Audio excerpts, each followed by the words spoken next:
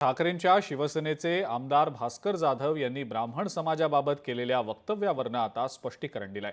मी ब्राह्मण समाजाचा अपमान केलेला नाही, ब्राह्मण समाज भाजपचे बहुसंख्य मतदार आहेत असं मी म्हणालो होतो, असं भास्कर जाधव यांनी स्पष्टीकरण दिलं। मी सगळ्या ब्राह्मण समाजाविरोधात नाही, तर माझा रोख गुहागरमधल्या बहुसंख्य ब्राह्मण समाजावर होता, असंही भास्कर जाधवांनी म्हटलं।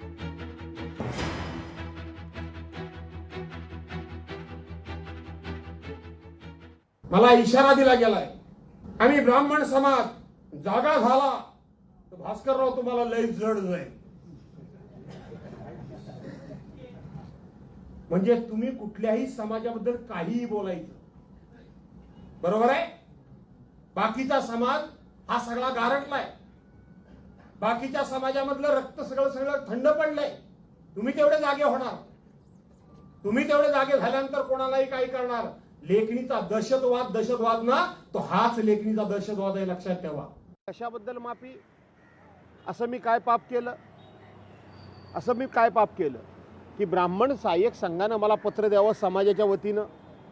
मी समाजाचा कुठेही उल्लेख केलेला नाही, मी कुठेही समाजाबद्दल टीका टिप्पणी केलेली नाही, मी समाजाबद्दल एकही अवाक्षर बोललेलो नाही। अशा वेळेला भारतीय जनता पार्टीनं बहुसंख्य, तुम्ही ब्राह्मण समाजाचे लोक हे भारतीय जनता पार्टीचे बहुसंख्य मी म्हणतोय, म्हणून तुम्ही त्यांनी समाज म्हणून तुम्हाला पुढे केलं आणि तुम्ही माझ्या निषेधाचं पत्र लिहिता काही कारण नसताना, मग मी तुम्हाला सोडेन?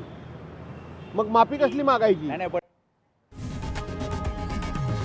लोकशाही मराठी ऐका, पहा, जागरूक रहा।